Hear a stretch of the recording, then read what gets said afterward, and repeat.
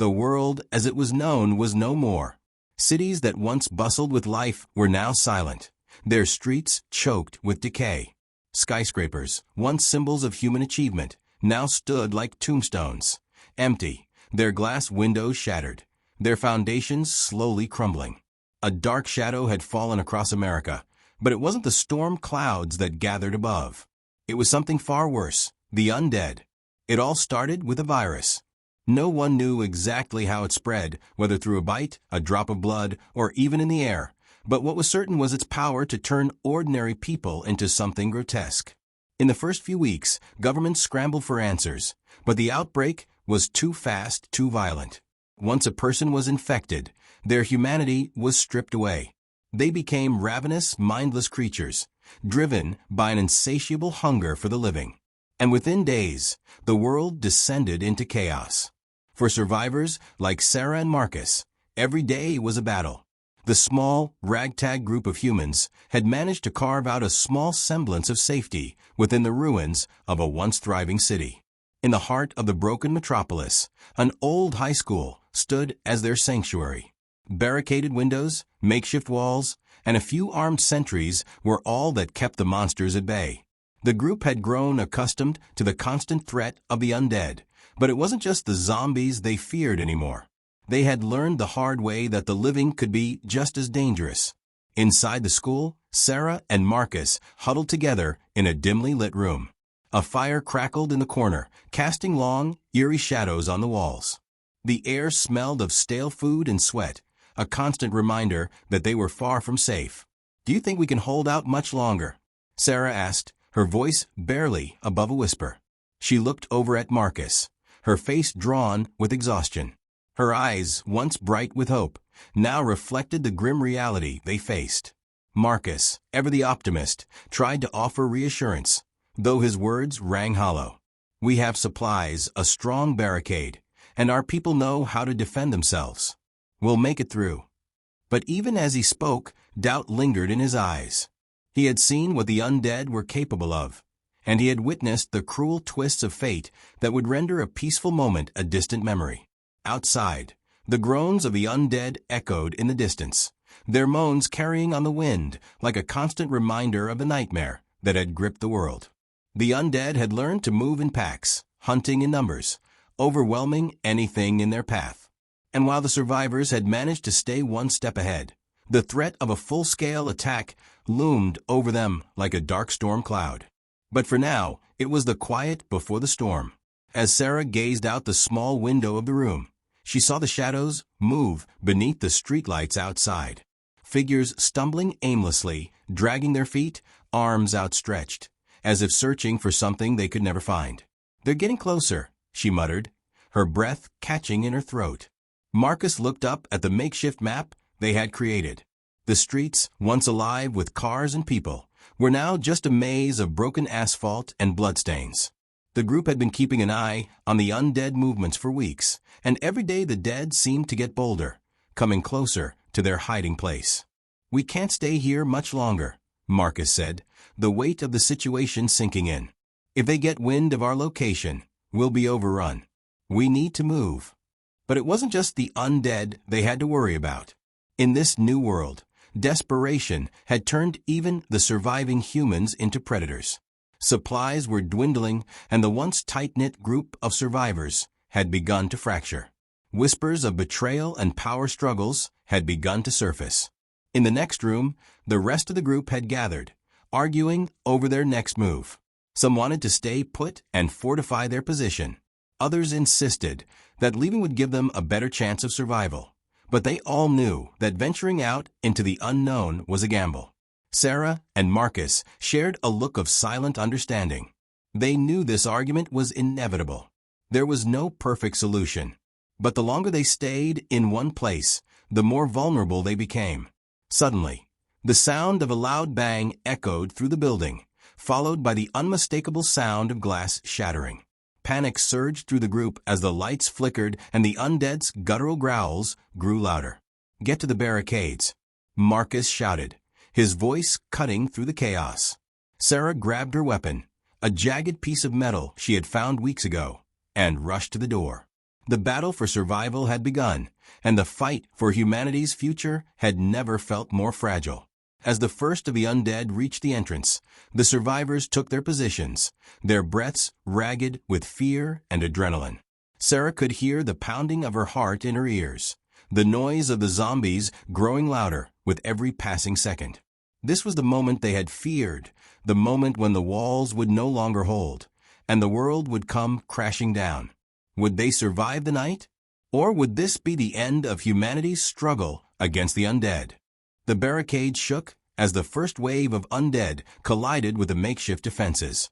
The sound of their gnawing, gnashing teeth filled the air like a death knell. Sarah's grip tightened on her jagged weapon as she positioned herself by the door, her heart hammering in her chest. This was no longer just about surviving the undead.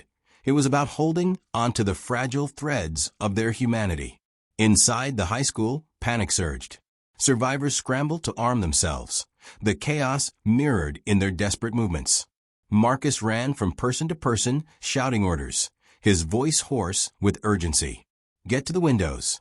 Form a line. Protect the entrance. But despite their efforts, the undead were relentless. With every moment that passed, the barricades weakened, the wood splintering under the force of the creatures pounding at it. Sarah felt the walls closing in. She could smell the dampness of sweat in the air, mixed with the bitter scent of fear. "We're not going to hold them off forever," one of the survivors, Jake, said, his voice trembling. He had always been a pragmatist, and his words did little to comfort anyone. "The barricades won't last, and we got too few people to keep them at bay for long." Marcus exchanged a grim look with Sarah.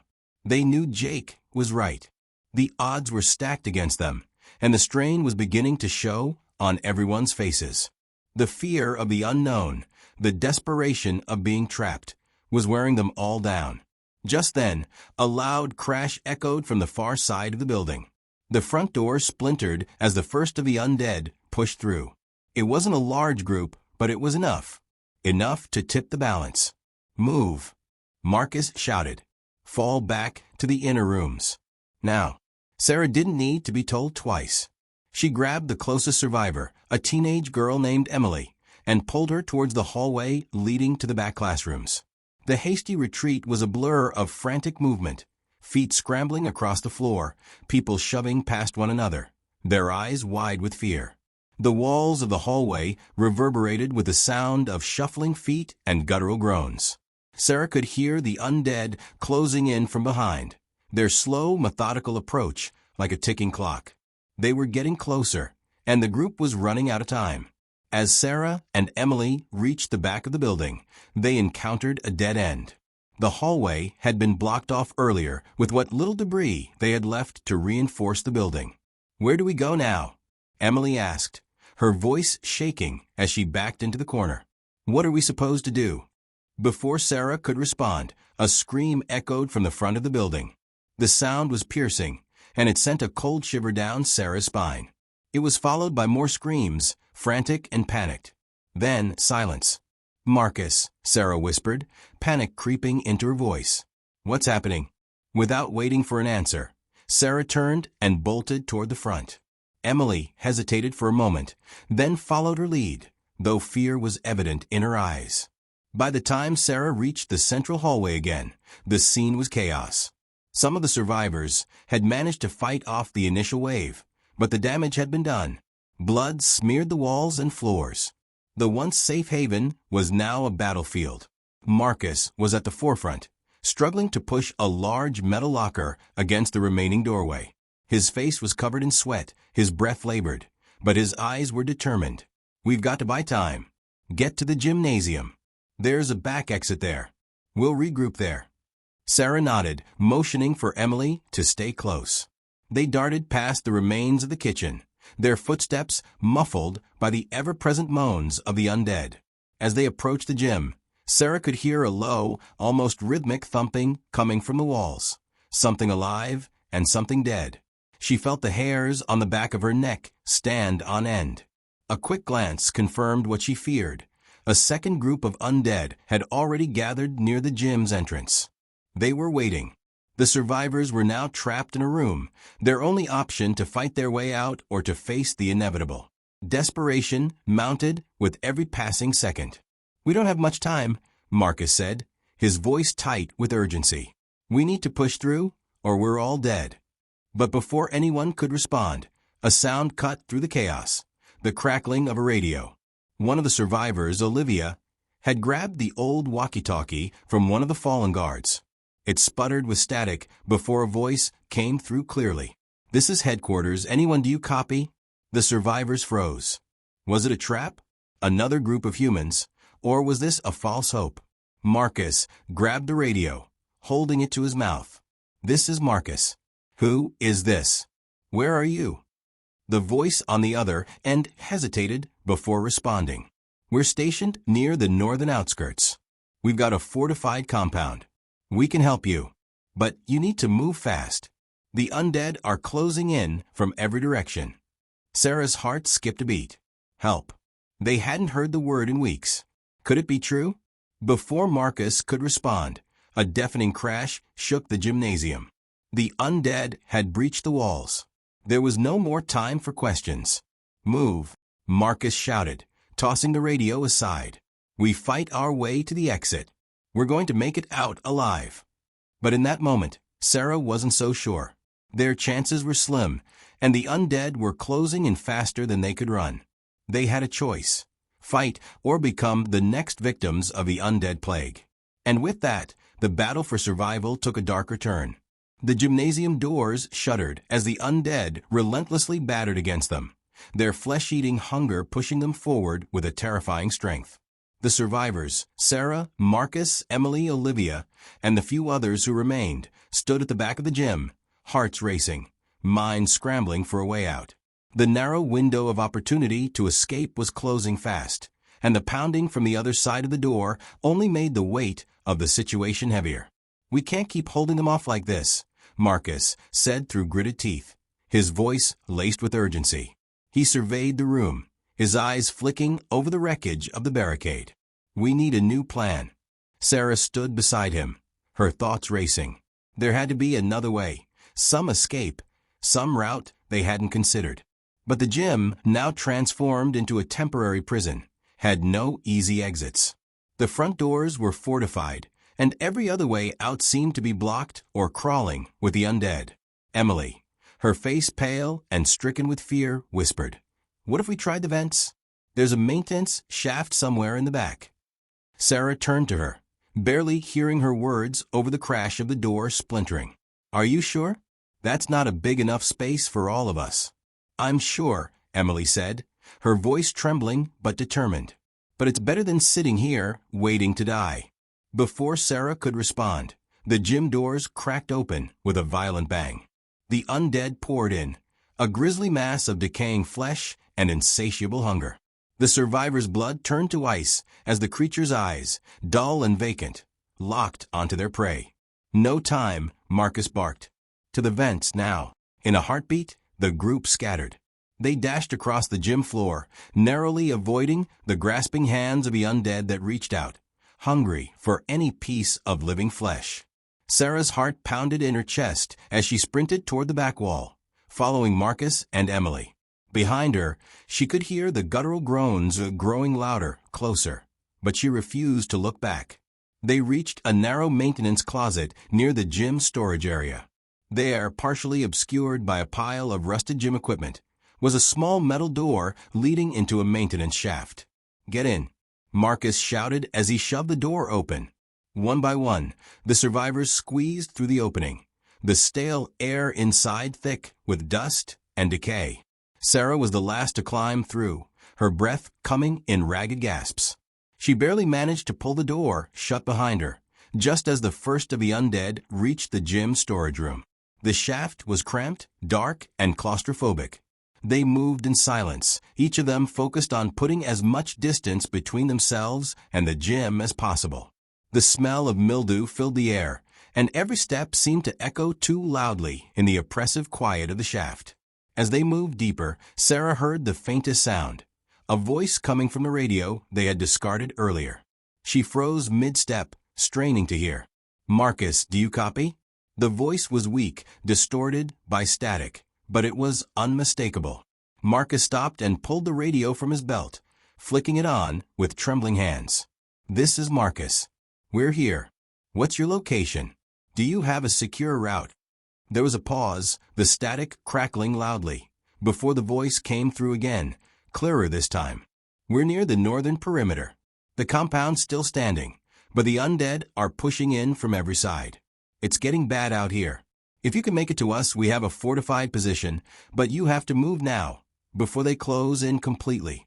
Marcus's grip on the radio tightened. "We're in the maintenance shafts. It's a tight squeeze, but we'll get there. How far out are you?" The voice responded with a sigh, a mixture of relief and urgency. "About a mile. It's going to be tough, but if you follow the service tunnels, you'll make it. We'll try to hold them off for as long as we can." "Copy that," Marcus said. He glanced around at the group, his face a mask of determination. "All right, we've got a way out. Stick close, and we make it through this. No matter what." The group continued through the narrow tunnels, the air growing heavier with each passing minute. The shaft twisted and turned, the path uncertain and fraught with danger. There was no telling how many of the undead had infiltrated the underground maintenance systems. Every creak, every shift in the pipes above their heads felt like a warning. Sarah couldn't shake the feeling that the walls were closing in on them, both figuratively and literally. She glanced over at Emily, who was visibly trembling, her face ghostly pale. "How much further?" Emily whispered, her voice barely audible. "Not much," Marcus replied. "We're almost there." But as they rounded a corner in the shaft, the distant sound of low groaning reached their ears. It was unmistakable. Another group of undead had found their way into the tunnels. "Shit," Sarah muttered under her breath. "We've got company." "Stay quiet," Marcus said, his voice low and urgent. "We don't want them to find us." But it was too late. The undead's shrieks echoed through the shaft, louder now, closer. The survivors froze in place, holding their breath, hoping against hope that the creatures wouldn't hear them. But the undead were relentless, their instincts sharp and their senses heightened. One of them, its face a grotesque mask of rotting flesh, appeared around the corner. Then another and another. It was like they were drawn to the scent of the living. "Run!" Marcus shouted, and the group scattered. Adrenaline surged as Sarah pushed herself forward, barely keeping ahead of the snapping jaws and grasping hands of the undead. The tunnel seemed to stretch on forever, but every step felt like it brought them closer to their doom. But just as hope seemed to be slipping away, a faint light appeared at the end of the tunnel. "Keep going," Marcus urged. "We're almost there." With one last burst of strength, they reached the end of the tunnel, an old service hatch that led to a small access door. Marcus was the first to reach it, throwing it open with a sense of triumph. "Go, go," he yelled, as they emerged into the night. The air was thick with the scent of the outdoors, fresh, cool, but filled with the tension of the world they now lived in. The northern perimeter loomed ahead, their only hope for salvation, and the nightmare of the undead was still chasing them. But for the first time in days, they could see the light of a possible future. They weren't safe yet, but they had survived. The survivors emerged into the cold night air, their lungs filling with the fresh, albeit chilling, breath of freedom. The world outside was still, too still, save for the distant groans of the undead. Their movement was sluggish, shuffling across the desolate landscape like a creeping tide. But the group didn't stop to breathe a sigh of relief. They had no time for that. The nightmare wasn't over. It had only just begun. Marcus led the way, eyes scanning the horizon. The distant glow of what they hoped was the northern perimeter flickered faintly in the darkness. His mind raced with questions. Was the compound truly fortified? Would they make it there in time? The undead weren't just a threat. They were a relentless force that seemed to be everywhere. "Stay close and keep moving," Marcus barked, as they moved quickly but cautiously toward the distant compound. Sarah, her pulse still racing from their narrow escape, followed closely behind. Her thoughts were a chaotic swirl of fear, exhaustion, and a sliver of hope. They had made it this far, but the uncertainty of what awaited them at the compound gnawed at her. Would it be a trap? Or would it be their salvation? Emily, still shaky and pale, stumbled slightly, but Olivia, the older woman who had been the one to grab the radio earlier, steadied her. The group pressed forward in silence, their footsteps muffled by the soft crunch of snow beneath them. Each step was filled with a quiet, fragile hope, a hope that seemed to shrink with every sound in the distance, every groan, every shuffle of the undead. Suddenly, a scream tore through the air, a loud, sharp cry that echoed from behind them. It was a chilling sound, unmistakable. One of their own had been caught. Without thinking, Sarah spun around, her eyes frantically scanning the dark shadows behind them. Her heart clenched when she saw it. Jake, one of the survivors who had been at the front of the group, had tripped and fallen. His arm was now in the grasp of a grotesque zombie, its teeth sinking deep into his flesh. "Jake!" Emily cried, her voice breaking. "No!" Before anyone could react, Marcus turned and raced back. "Stay here," he shouted over his shoulder. But Sarah couldn't stand idly by. She followed, grabbing a nearby pipe that had been discarded in the snow. Together, they reached Jake as the undead began to tear into him. "Marcus, we have to help him." Sarah yelled, but it was too late. The zombies were too numerous, their hunger too overpowering. The creatures circled like vultures, snapping at Jake's legs as he screamed. Without hesitation, Marcus pulled out his weapon, a large hunting knife, and lunged into the fray. He managed to drive it into the skull of the nearest undead, but more quickly swarmed around them. Sarah swung the pipe at one, knocking it back, but the numbers were overwhelming. It was a slaughter. Jake's screams grew weaker, and Marcus's eyes burned with the harsh reality of the situation. There was no saving him. The undead were too many, and no amount of fighting would bring him back. "Leave him," Sarah shouted, pulling Marcus back. "We have to go." Reluctantly, Marcus stepped back, his face pale with regret, but he knew she was right. They couldn't afford to lose more. They turned and sprinted back toward the others. As they rejoined the group, Marcus's face was grim. Emily's eyes were full of shock, her face pale, but there was no time to grieve. The undead were coming closer, and the compound was still too far away. "We have to keep moving," Marcus said, his voice tight with guilt and frustration. The group pushed forward, each of them feeling the weight of what they had just lost.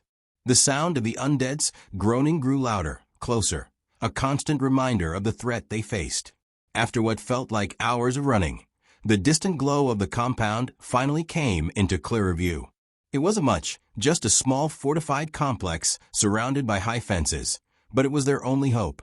They reached the gates, the heavy steel barricades that would keep them safe, or so they hoped. But when they reached the entrance, something felt wrong. The gates were locked. There was no movement from inside. No sign of life. "No, no, no," Marcus muttered under his breath, banging his fist against the gate. "They said they'd be here. They said they'd be ready." Sarah felt a knot form in her stomach. Had they been betrayed? Was this all for nothing? Then a voice came from behind the gate, a familiar voice, but one that sent a cold shiver down Sarah's spine. "Who are you? How did you get here?" It was a woman, but her tone was sharp, cautious, like she didn't know if they could be trusted. "We're survivors," Marcus called back, trying to keep his voice steady. "We were told you had a safe haven here. We need help. Please." There was a long pause. The group exchanged worried glances, the tension palpable. Finally, the woman spoke again. "Wait there." A few agonizing minutes passed before a small hatch in the gate opened. A pair of eyes, weary and battle-worn, peered out at them. "Are you armed?" the woman asked. "We have weapons," Marcus replied, his voice still edged with desperation. "But we need help." The gate creaked open just enough for the woman to slip through, armed with a rifle. "You better not bring any undead with you. We've worked too hard to keep this place safe." The survivors glanced over their shoulders, seeing the first of the undead emerge from the woods in the distance. The woman quickly ushered them inside, her eyes darting nervously toward the encroaching danger. As the survivors stepped through the gate, they were met with an odd mix of relief and uncertainty. The compound was secure, at least for now. But Sarah couldn't shake the nagging feeling in the pit of her stomach.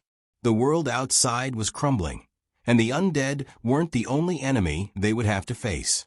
As the gate closed behind them, sealing off the horrors they had barely escaped, Sarah couldn't help but wonder. Would they find peace here, or would this place, too, eventually fall? One thing was certain. The fight for survival wasn't over. It had only just begun.